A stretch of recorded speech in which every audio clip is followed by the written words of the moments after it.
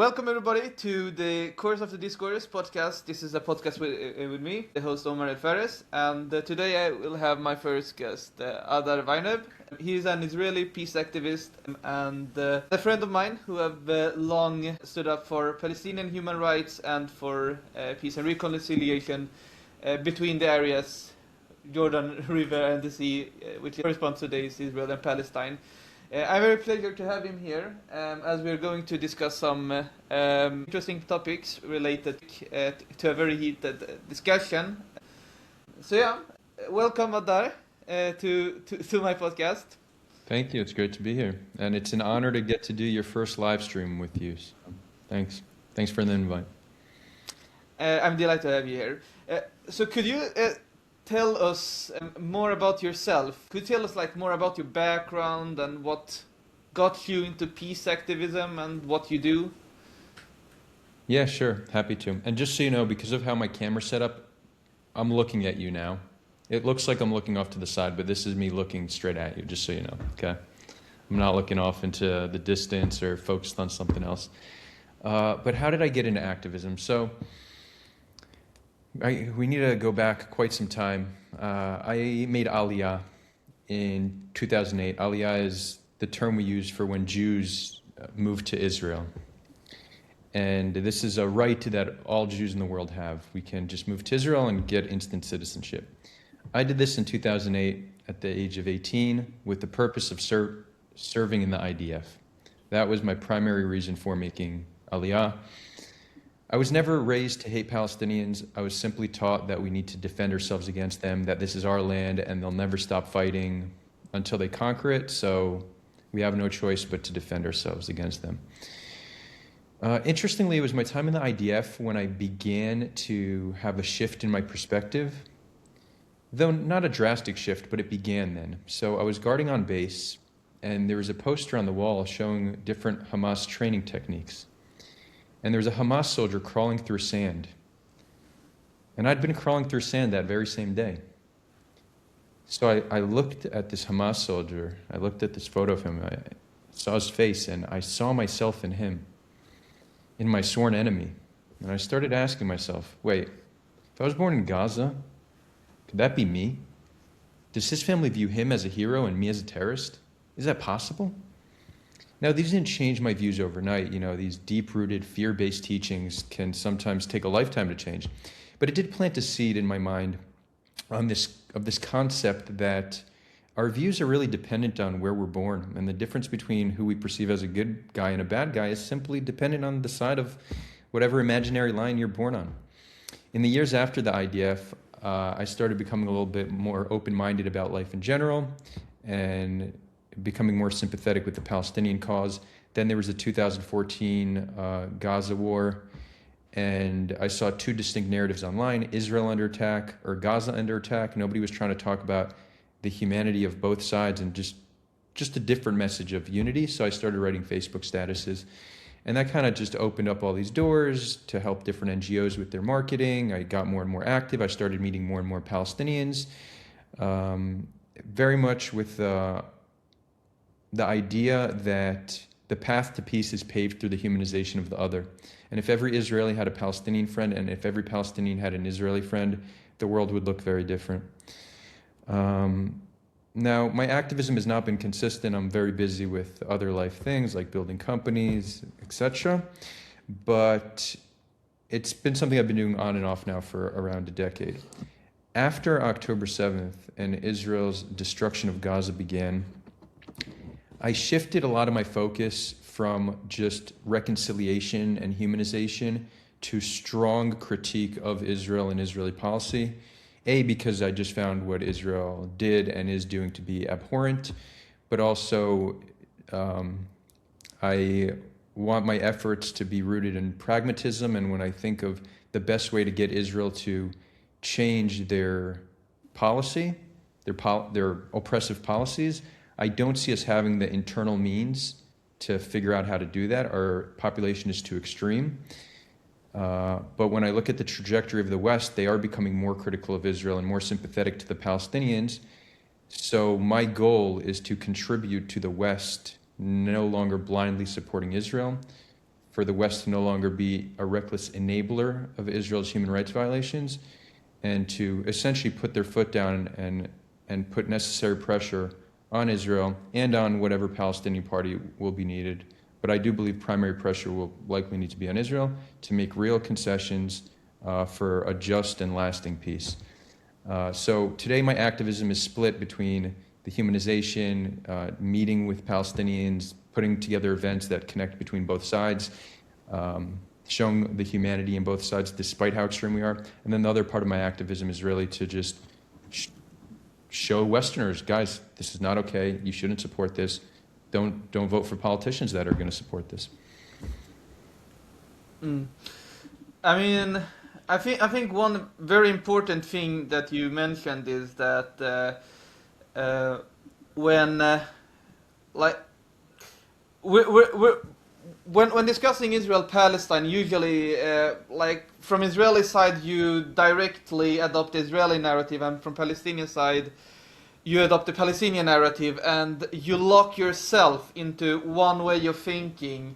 Now, from my perspective, I believe the Palestinian side, even as much I'm trying to challenge also my own perceptions, is that I believe this is the more correct side, as we're talking about a situation where there is a clear dynamic between one side is oppressing the other and the other is the oppressed. And I believe always that the person or the side which has more power, which has inflicted harm more on the other, especially in the context of Israel-Palestine, has more responsibility for conflict resolution. I believe this is not only I believe this is more a universal thing. One can even argue this is the same in Vietnam and many other places. You can talk about how United States have acted in various places. But I mean, I believe it's always important to emphasize the humanity in the other person, in the other people. I never, as much I have conflicts with many Israelis on social media and outside of it, I always make the base assumption that the other person is someone like me, have similar aspirations, have similarly wants to live in freedom, security, and dignity.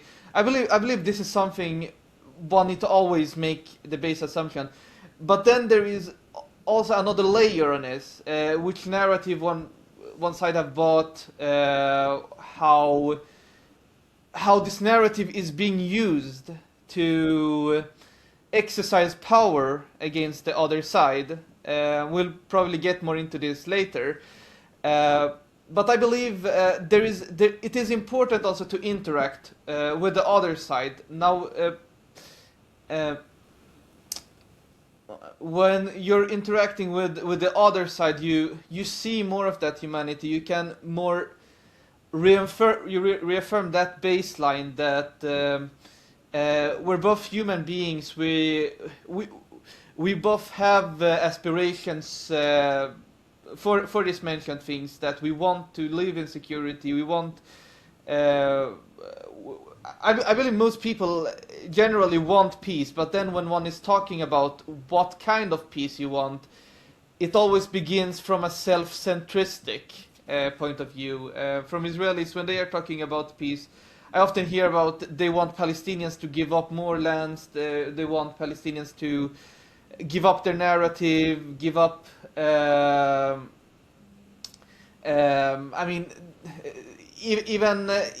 even sometimes I even hear some even finding it offensive for Palestinians to identify as Palestinians. They want us to forget ourselves, and I think this is something where interactions with the other can help some to resolve some disputes, or at least to understand the narrative of the other. You don't need to agree with all of what the other is saying. You don't need to agree with all of what I am saying. I'm sure we have some parts where we disagree and some parts where we agree. It can be privately or politically. But the biggest issue here comes when the disagreements are being used for purposes that may harm the other. So this is from my point of view when I usually try to see the Israeli-Palestinian conflict, and of course I believe that our stances aren't very popular either. Always, I believe many people from the Palestinian side don't want me to talk to Israelis like you, and I'm also sure that many Israelis don't want you to talk to Palestinians like me. Yeah, I think it's much stronger on your side. There's a very strong anti-normalization movement, so many would say any contact with Israelis is normalizing and it's doing us a disservice, which I think is very harmful. I get the concept of not normalizing, but normalizing would be kumbaya, let's pretend like everything's okay, let's just be friends. But if Israelis and Palestinians are meeting in order to have conversations about the situation and how to progress, peace and justice, we shouldn't see that as something negative. We should encourage more of that. On the Israeli side, some would say, why are you even talking to Palestinian? But most just would say it's like naive. Why are you wasting your time? Nothing will come of it. He's not representative of the society, So that's generally what we hear. Also, there's a comment I want to respond to if you're okay with that. Sure. So we'll also take at the end also the rest of the comments. Okay. Yeah, sure. Cool. You can take also, it. Liberty Twitcher, in response to what I shared, said, of course he doesn't care about October 7th, probably denies it. Well, this is a pretty big assumption about somebody simply because I didn't go deep into the atrocities committed on October 7th. But my guy, this is a very obvious false dichotomy. When you snap out of this just black and white zero-sum thinking, and this is what mature adults do, we can acknowledge that October 7th was horrific, and so is Israel's response. And we could talk about the horrors of Israel's response without needing to do a deep dive in why October 7th was bad. The same way you could say October 7th was horrific without needing to mention, decades of occupation prior to October 7th. It's okay to talk about one atrocity at a time. So grow up, my guy, grow up. That's just low-level discourse, You could do better than that. And then he goes on to say, I hope you're okay with my snark because I do this, I do this on my streams. A little snark, it's good content. And then when you said we need to emphasize the humanity in the other, his response is Palestine emphasized the humanity as they slaughtered innocent Jews. So here's just another like emotionally immature thing to do, that you focus on the most undesirable qualities in another population in order to justify you having similar qualities. From my side, what either of us are saying. I mean, if I just could comment on this, two comments. First of all, I have not supported October 7. I was actually quite vocal about it. First of all, I saw the massacres of Israeli civilians, and I am the first one to oppose all attacks on civilians, regardless if they're Israelis or Palestinians. So this is a very strong assumption of somebody you clearly don't know. And the other part, I'm strongly against these kinds of generalizations to say all Palestinians are evil or all Jews are evil. I'm not going to engage much with this kind of false dichotomy, or I don't know what term one would even use for this. But I do not believe I do not support attacks on civilians regardless of side, and I'm not even much either for any form of political violence. I believe more that the best way one can ensure the rights of the Palestinians is through other methods that are mostly non-violent. We can also come to this later in the discussion. But I wanted to address the part you mentioned about normalization, because I think when it comes to interactions between Israelis and Palestinians, I believe many people are making the assumption that it is normalization. I think when people from the civil societies are interacting with each other, I think I don't see this as a normalization in the sense like UAE is normalizing ties with Israel. I believe this is that is rather a form of normalizing the occupation when people from or for instance, one can talk about other countries that have it normalized with Israel while Israel is occupying Palestinian land. I believe when you are having conversations and when you're trying to reach out to the other side, this isn't in support or in a way or other to undermine the Palestinian struggle. I believe it's on the opposite.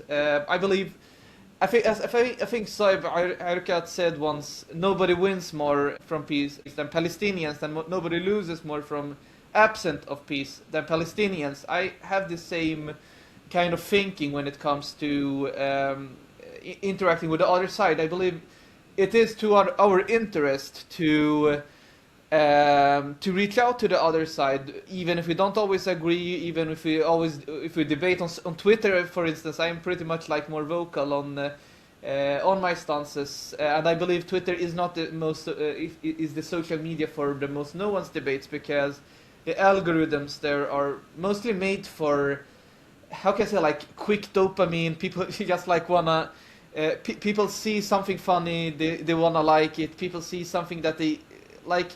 They don't need to have like a deeper cognitive process to. I mean, they just like something and go past with their lives. So when we have conversations like this, we have an opportunity to learn what the narrative of the other, and what one can do to maybe bridge some of our gaps to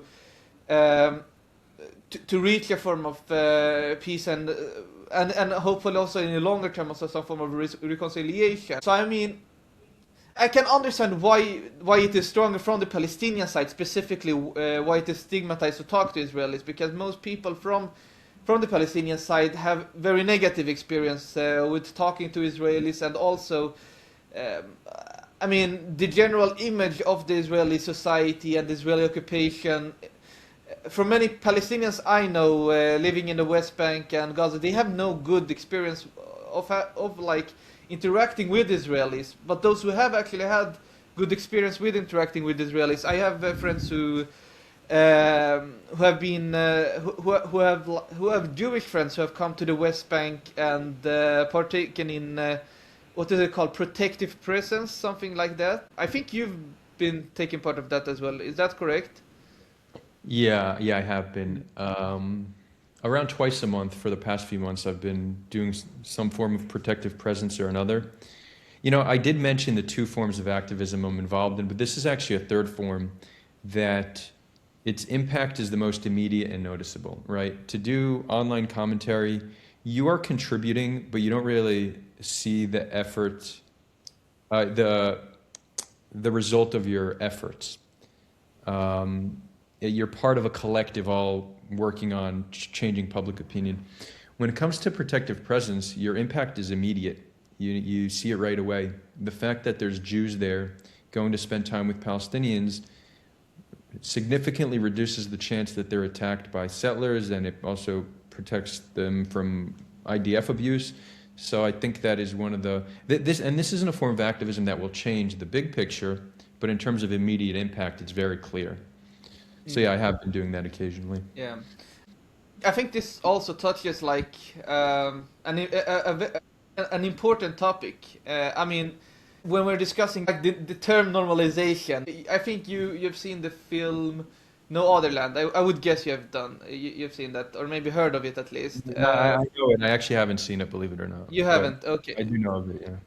Yeah, at least like it's like in short, it's a documentary about the life. I think it's in Masefer Yatta in the West Bank, where a Palestinian community has been actively attacked by Israeli settlers, and these settlers are supported by the Israeli army.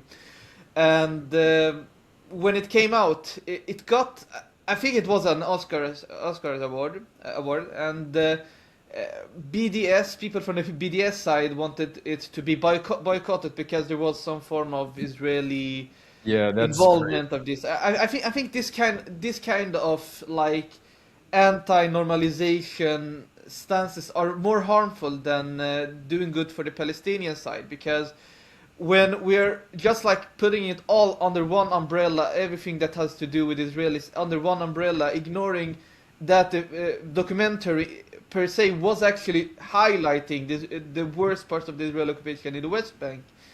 I think you, and even though I can understand many will say like why does it have to be like an Israeli in the film for it to get international traction and things. I can even understand the narrative around that, but I mean I'm more focused on the actual effects of actually reaching out to the world to show the world what Palestinians are going through. I'm sure lots of people around the world have no clue what is happening in the West Bank, and regardless of if the filmmakers or who they were collaborating with were Israelis or some Israeli companies, the big point here is that what it did was actually to highlight a very dire situation. So I think sometimes people need to put some from like ideology or maybe some ideals aside and focus on the reality more than what's outside of it. This is how I see it. Many people see differently. But I mean, I think you can surely agree to the description that most Palestinians who you meet in the West Bank, who you like when you are during your protective presence or under maybe other for other reasons, they aren't as hostile to you for being Israeli or Jewish, especially if they know what you're doing for them. I think the hostility is often based on the image of their interactions with Israelis as oppressive soldiers, these violent settlers who attack them, and so when they see a Jewish Israeli person coming to them like in a peaceful way, wanting to help them or just like being nice to them, I think in the vast majority of the cases they would be nice to you back. I have also like some other Jewish friends who have been to the West Bank, and they even said Palestinians there were much more welcoming to them than in their own Israeli society. So I think this portrayal of Palestinians as like inherently hostile to anything that has to do with Israelis or Jews, I think this is like pretty much like hyperbolic in one way, and it's not very nuanced to how we say it, to a sufficient degree. I lost my words here. Look, I mean, I agree with you completely. I think that, on one hand, I think people are complex, but we're quite simple in the sense that if your experience with another group is overwhelmingly negative, if you're constantly meeting settlers and soldiers, neither of whom are treating you with dignity and respect, you're going to grow up not liking that group of people. This isn't unique to Palestinians. It's not something unique about Arab or Muslim culture. It's a very human response to having day after day negative interactions with the group. But on the other side of that, if you treat somebody with dignity and respect, you generally get that in return. So it doesn't mean I could go to any town or city in the West Bank and be completely fine. But overwhelmingly, the interactions I'm having with Palestinians are positive because there's mutual respect between us. We're quite simple in that regard. So yeah, I think it's something we need to acknowledge and see how we could scale so that the experience we're having with one another is overwhelmingly positive. It's much harder to hate that group. It's much harder to support policies of harm against that group. For certain, yeah. Yeah, I mean, I think strengthening like the ties between the civil societies, between the Israeli and Palestinian civil societies, is one key actually to moving forward from the current status quo. I mean, I have my own, for instance, criticisms of staying together as an organization, and I mean, I can also understand why it is sometimes being too much both-siding things, and so they're trying to get like an Israeli audience that has, by large, like also dehumanized or being grown up to have some form of dehumanizing point of view of Palestinians, and they're trying to reach out to them. But I think every kind of group that seeks to try to create bonds between Israelis and Palestinians, I mean, like from my point of view, I think it's very important to seek to strengthen such bonds, to show that there is an alternative to this occupation. There is an alternative to from Israeli point of view. Israelis usually talk about security, and for Palestinian security is just as important. And also we want freedom, we want dignity, we want a future. Palestinians in the West Bank and the Gaza Strip, they don't have the same rights, they don't have the same freedoms, they don't have the same prospects for future. Even those who are dreaming for a future, they move abroad. My Palestinian friends in the West Bank, the only thing that is holding them back from moving abroad and pursuing their future ambitions is that they love their country so much. But even that is sometimes being an obstacle for them, because as much as you love your country, you want to have family, you want to have a career and everything like that. But when you live under such circumstances, you will be forced to weigh between the different options. Yeah, so if we move somewhat forward in the discussion, how would you describe like the narrative in the Israeli society now when discussing Gaza versus the West Bank? I'm hearing from Israeli side often that there is some form of like more. There is a distinction between how they're talking about Palestinians in the West Bank and in the Gaza Strip. I mean, do you find such kind of distinction in the Israeli discourse, or is this just me seeing this through my bubble? Yeah, so it's a great question. I mean, I would say the primary, let's call it emotion, though I'm not sure this is really an emotion, but the primary emotion towards Palestinians pre-October 7th was one of indifference. It was, they're just in the way, you know, they're inconvenient for us. If we need to have a military occupation, and that's not to describe, but if we need a military presence in the West Bank and it keeps us safe, I would support that, you know, anything to keep us safe. After October 7th, a lot of the indifference shifted to hate. And I think all people have capacity to become genocidal when the fear of violence or annihilation is great enough.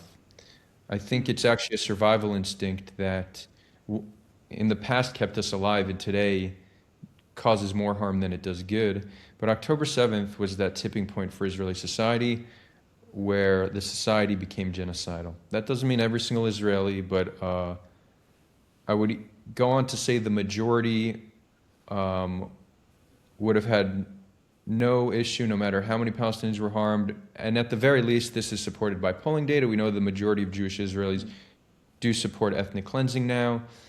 They believe there's no innocence in Gaza and that the IDF doesn't really need to take consideration for civilian life in Gaza. These are 3 different polls showing the majority of Israelis with these views.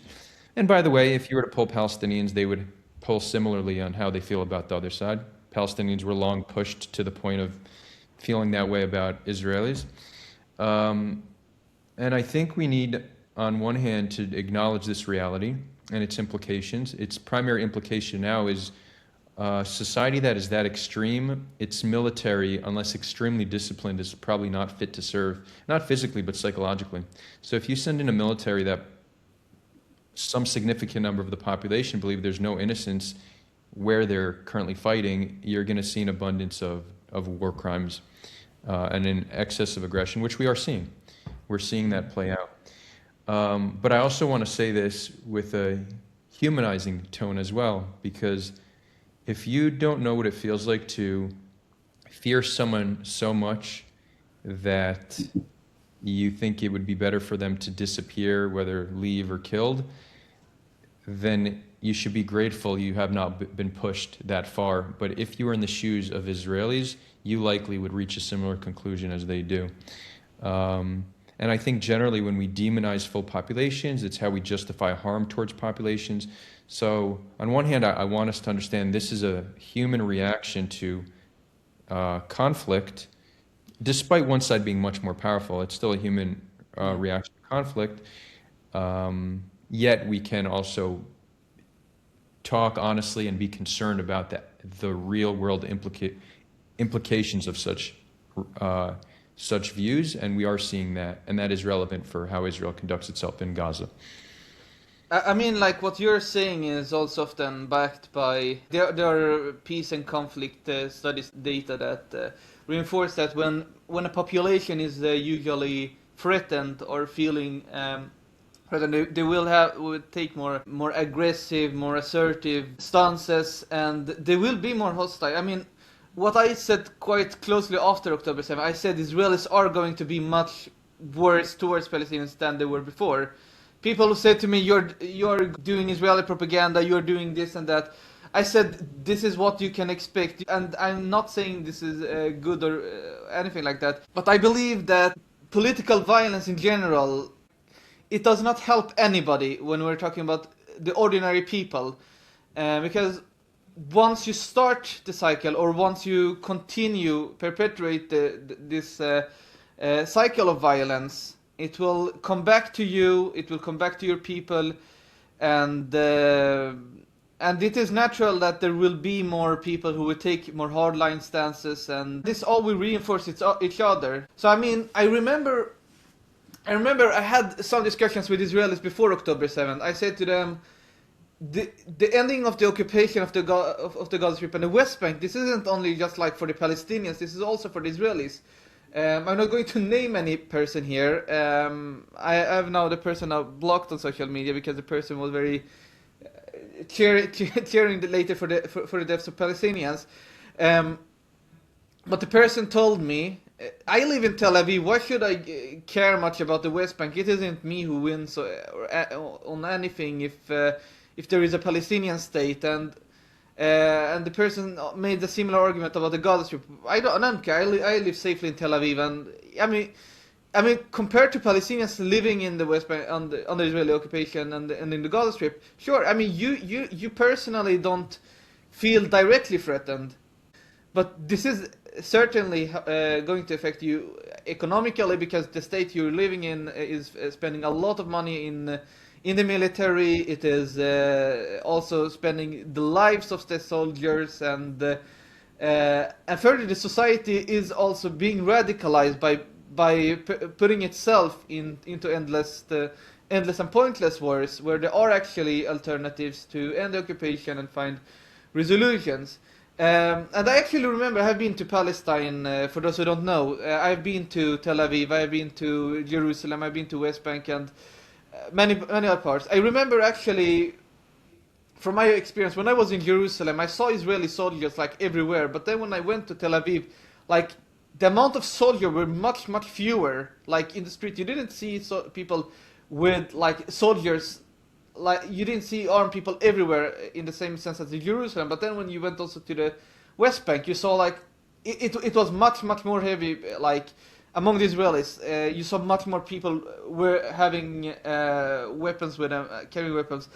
I mean, like this is an interesting dynamic from my own observation. Like, does Israeli society really want to be this heavily armed society, to always live like cautious of being attacked by Palestinians? I can't see how one could justify living this status quo forever.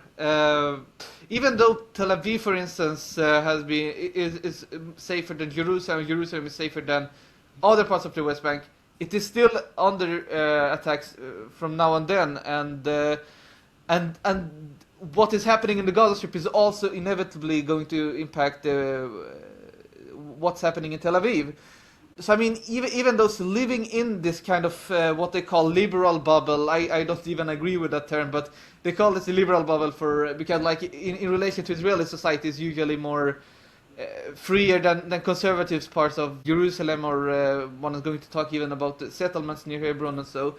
But when one lives in this kind of bubble, one is making maybe some assumptions that maybe having peace with Palestine, that's an option, not something necessary. I think this narrative is pretty harmful, and this was before October 7. I think now even people have taken more hardline stance, even even in Tel Aviv. I would agree that most Israelis.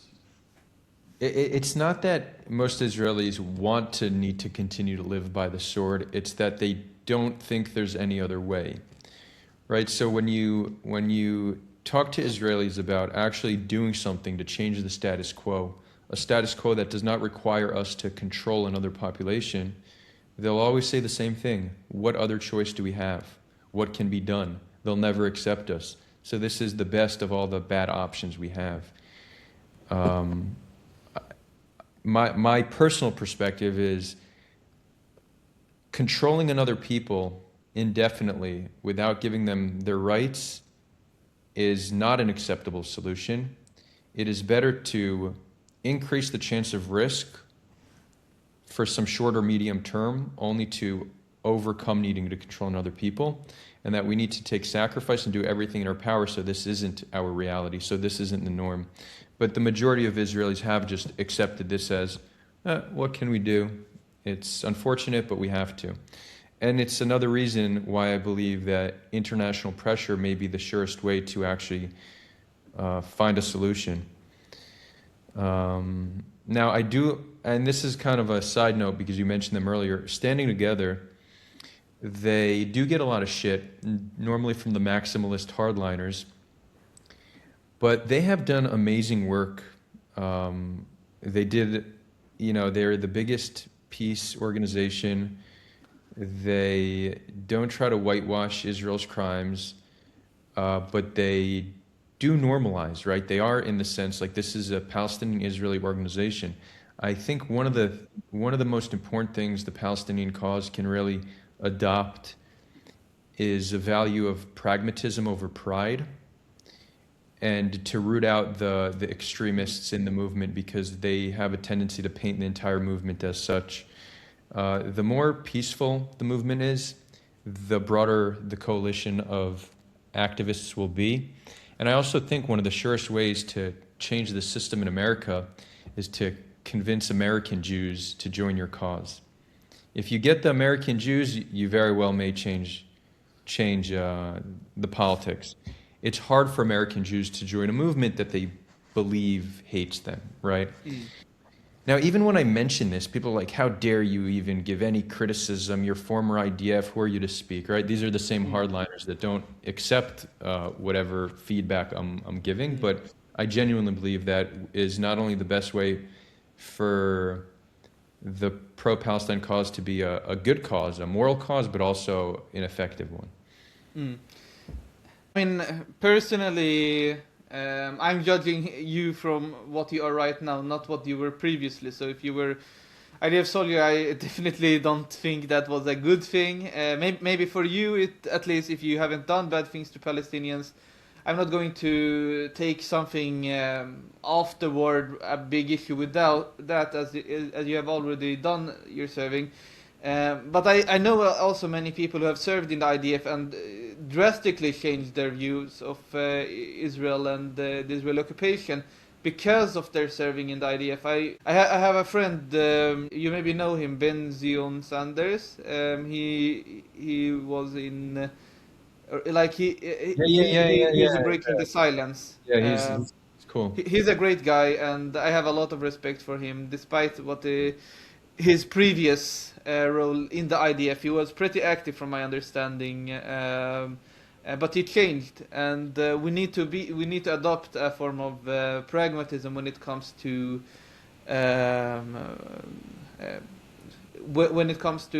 building coalitions and moving forward from the current status quo. But of course, as you mentioned before, I mean, I can understand where standing together is coming from, and I'm not going to put much of my criticism on them. I think sometimes sometimes some of the framings may be too much of the both sides, but I can also understand they're trying to reach out to an Israeli audience which has largely dehumanized the Palestinian cause and the Palestinian people in large, even among the Palestinians with Israeli citizenship, have been very much dehumanized in the Israeli society. So this is the background they're coming from, and I think many leftists are putting too much, how can I say, like too much effort on attacking them than on actual Israeli hardline right-wing extremists who don't even see Palestinians as human beings. But that said, let's move something forward with the discussion also, and I'm thinking of asking you, what is your ideal solution to the current situation?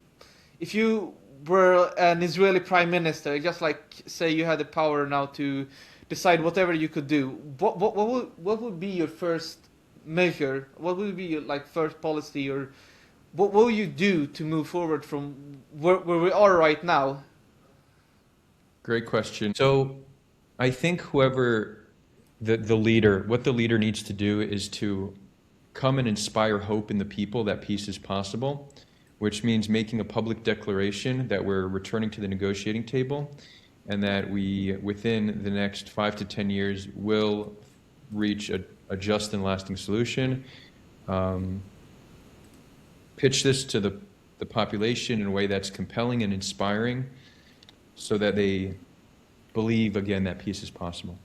This needs to be addressed not only to the Israeli people, but also to the Palestinian people. I would then start getting involved in negotiations with the PA, with the international community, with the Arab League as well. The more parties involved, I think the better off we are.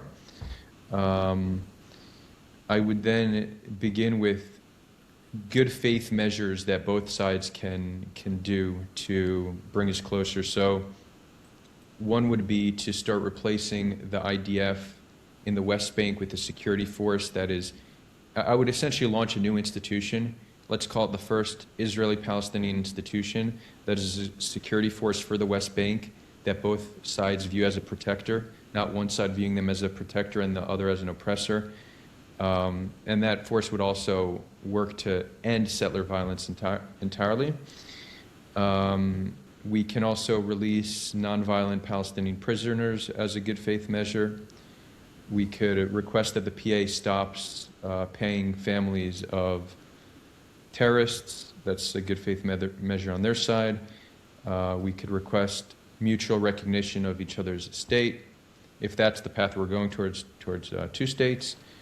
I would work to change the education system that orients our population towards peace. So we're not taught in our schools to hate, but we're taught the pro-Israel narrative without all too much about them and how we've harmed them. I would change that. I would want the next generation of Israelis to understand that it's not as black and white as we've been presenting it. We're not just this righteous victim that did everything right and they're just operating from a place of evil and it has done everything wrong. In terms of the actual solution, I would put together a team of very smart people, Israelis and Palestinians and people from around the world, and maybe work with their populations, gauge public sentiment towards different solutions to understand the feasibility of each solution. Is a two-state really the most feasible? The international community seems to think so, but I think it's possible a federation would work better. So I would essentially organize a think tank to start working on this problem that would ideally collect as much data from the populace as possible to understand what solution is most likely to work. I would also put war criminals in jail. I think that's another good faith measure. So that's, run down some ideas. I think it's going to be a bit difficult to prosecute your own side. I don't think it's very normal even. I mean, in most cases of conflict, like war criminals are often overlooked. Their crimes are often ignored when it comes to the actual matters.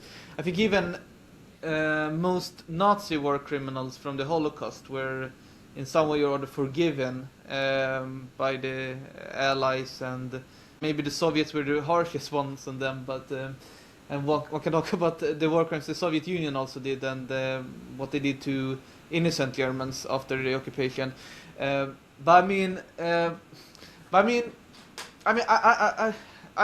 pretty like ambiguous when it comes to actual solution to Israel-Palestine conflict, because one can have an ideal. I have. If you would ask me what's my ideal situation, would be like a one-state solution. Jews and Palestinians are equal citizens. They have same rights and liberties and everything like that. But then we're stuck to this reality. We are in a situation where there are two conflicting populations. There is there are Israelis and Palestinians, and when you ask them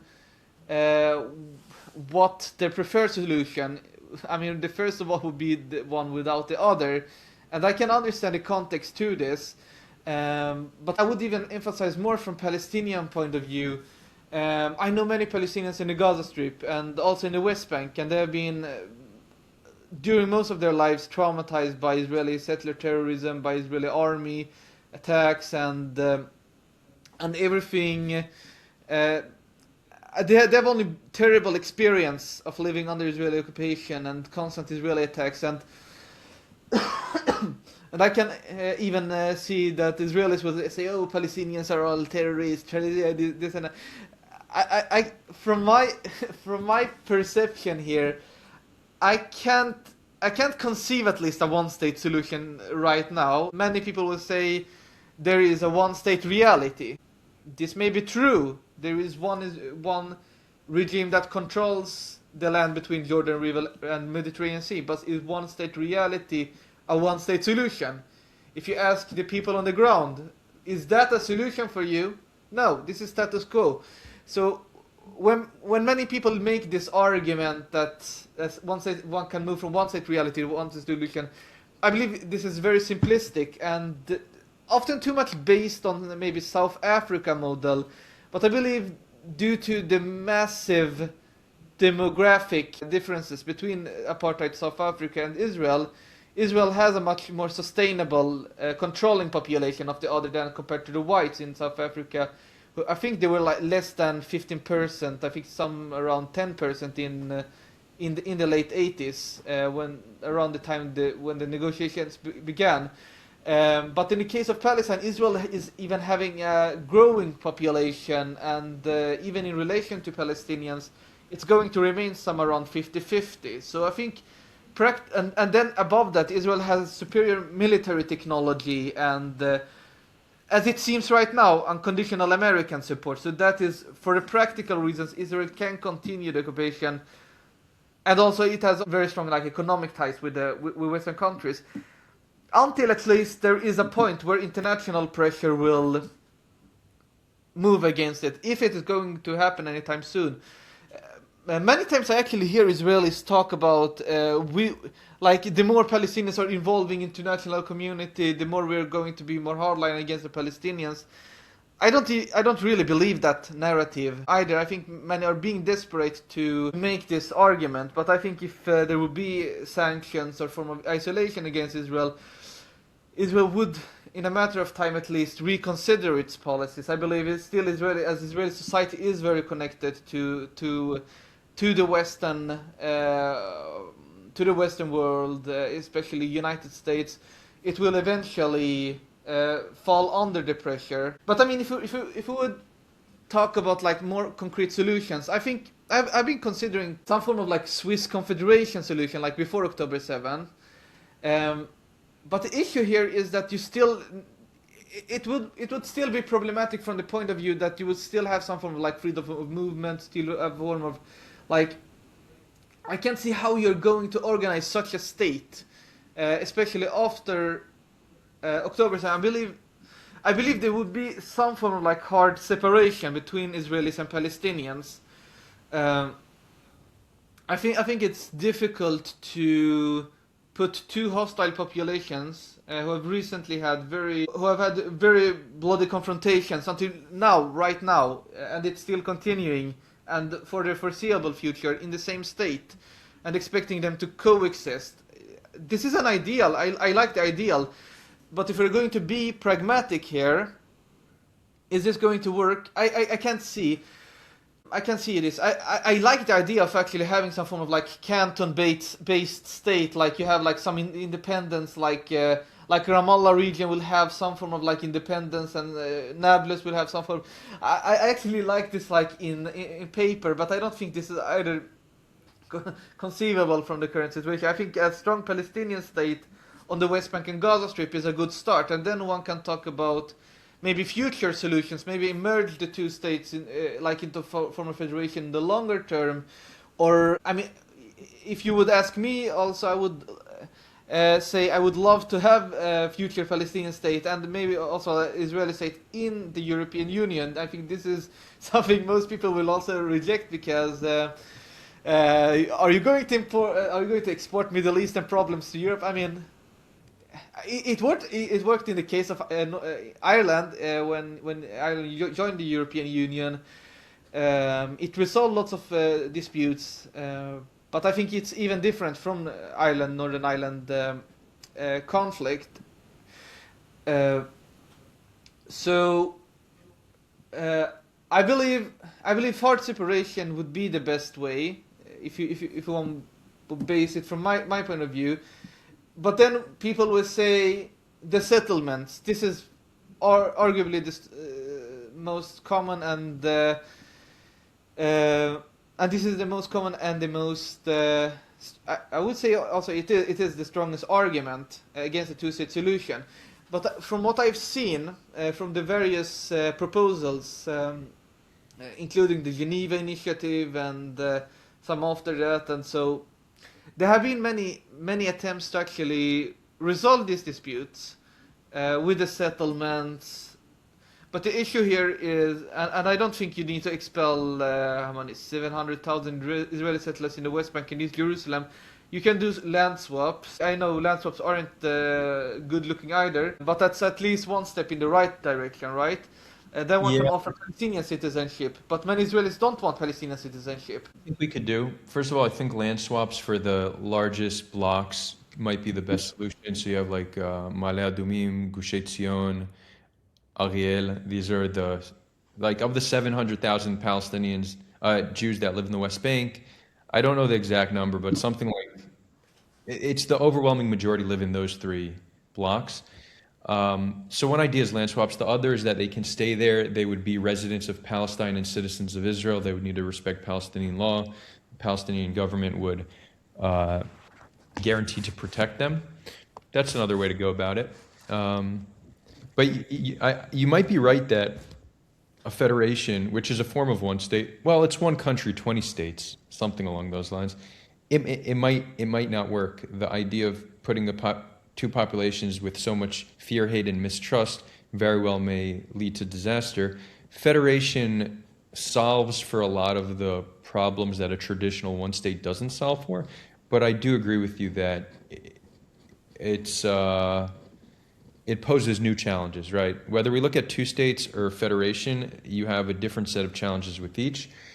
To me, it's unclear what's more feasible. Like something about the simplicity of two states makes more sense. Is Israel more likely to agree to a Palestinian state than to maintain control but restructure it in a way that Palestinians are part of the political system? That might be more likely. Like it's hard for me to know, right? I think there's a resistance to doing either, but if they're pressured into doing one or the other, to me it's not obvious which direction they would take it in.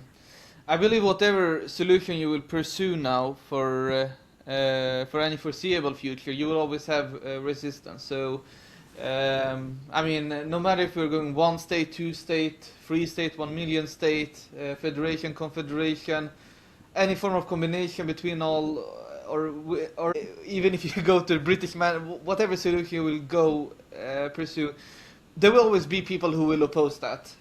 I believe and this is where one need to have courageous leaders. I believe this is the most important thing.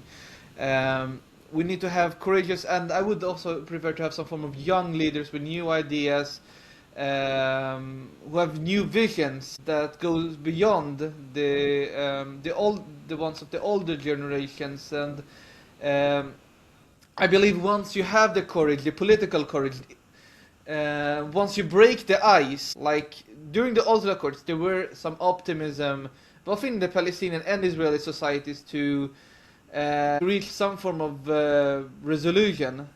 And I believe there was genuine even in the Israeli society, as much as I'm skeptical of it. And there were lots of Palestinians who were celebrating that we finally got some form of self-rule. We were now starting to build our own airport and everything like that. There were hope. There were hope during the period, and that took courageous leaders to sign papers, to give up some of the pride. Sometimes it is necessary to move past the status quo.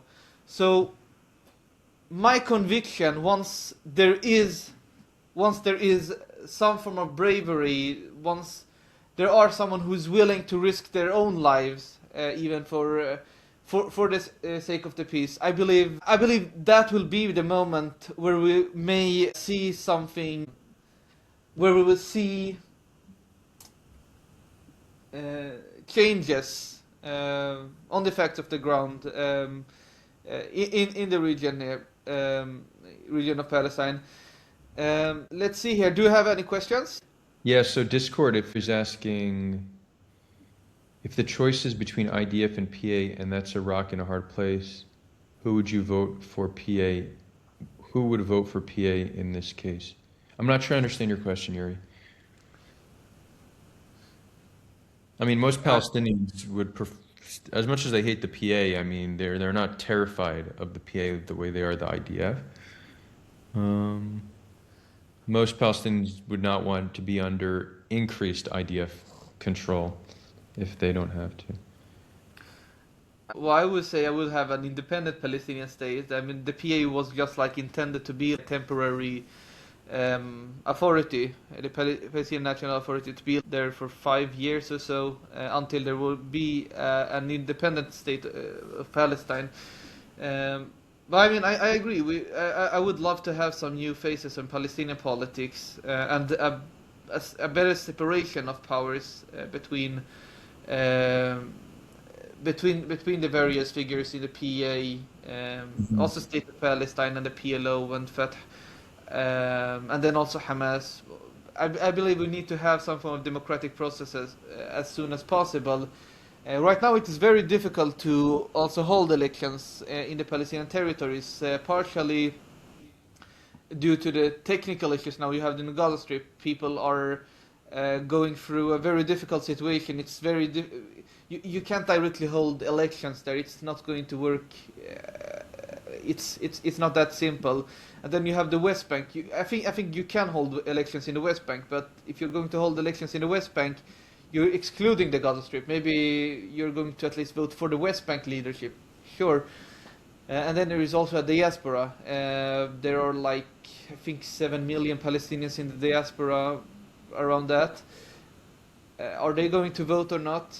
I'm Palestinian in diaspora. I personally wouldn't be much against not voting. I think it's the most important thing are those who live in the region are able to vote. But I believe, besides that, Israel has been often trying to obstruct any elections in the West Bank. They don't allow PA activities in East Jerusalem. They don't want Palestinians who live there to be able to vote elections, despite that has been a part of the arrangement early on when the PA was formed in the 90s.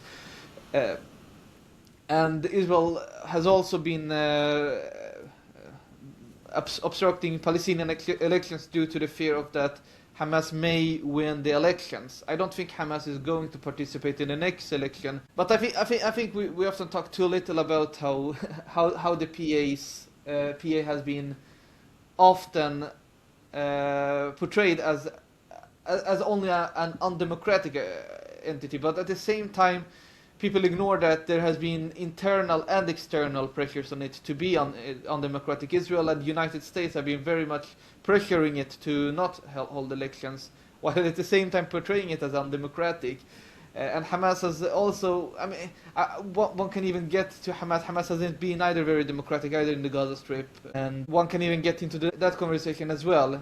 But I believe we need to have elections to have a legitimate, to a strong and a legitimate new leadership. I believe this is necessary regardless of what one thinks of the current leadership. Yuri goes on to say, if they vote for PA, that means civil war. Now, Yuri, I don't know if that's true, because right now we have the PA and we don't have civil war because Israel helps prevent that from happening. Israel, let's say there's a two-state solution, Israel will have a great interest in Palestine being a stable state and the government being one that they have cooperation with. So Israel today is able to help mitigate the chances of civil war. They can continue that role even in a future Palestinian state. There could still be security cooperation ensuring this happens. But I do think that, I think definitely new blood. Marwan Barghouti should be released and let him unify the Palestinians around a cause. What do you think about that, Omar? Do you think Barghouti is the guy to do it? I mean, if I would say what I think of him, I mean, I'm not his. I'm not like that kind of fanboy. I would like say this person would directly like solve all of our issues. But I definitely believe Marwan Barghouti needs to be released from Israeli prison, and I would definitely be fine with him running for elections. And if he wins the election, if I could vote for election, I would vote for the person who most fits into my own ambitions, and I'm not opposed to him compared to Hamas. So I mean, I wouldn't be opposed at all to him. I don't know if he would be that kind of leader who would directly unify the Palestinian people and everything like that. But if there is a broad optimism about him as a person, and because he has some form of symbolic position in the Palestinian society. In the Palestinian society, people who have been in Israeli prisons are often regarded highly, and because he has spent so many years and also provided an alternative to the status quo, which is a two-state solution, and that he has been previously at least associated with Fatah. I believe, even from Israeli point of view, that would be a no-brainer to release him. But I mean, I think whoever. My stance on this issue is specifically that he needs to be released. I don't find any reasonable argument for him to be in prison. I'm very unsure about even the Israeli charges. I think these are without any base. But I mean, even for the practical reasons, I think that would be a good way to challenge the status quo and pursue a path for peace. And again, I mean, the important thing is to have elections. Whoever wins, we need to respect the results, and as long as the new government will be also one that seeks to represent the Palestinian people through legitimate governance. I would support it. That's basically my point of view in this. Okay, cool. We have passed an hour with in this conversation. Is there something you would like to add before wrapping up for this episode?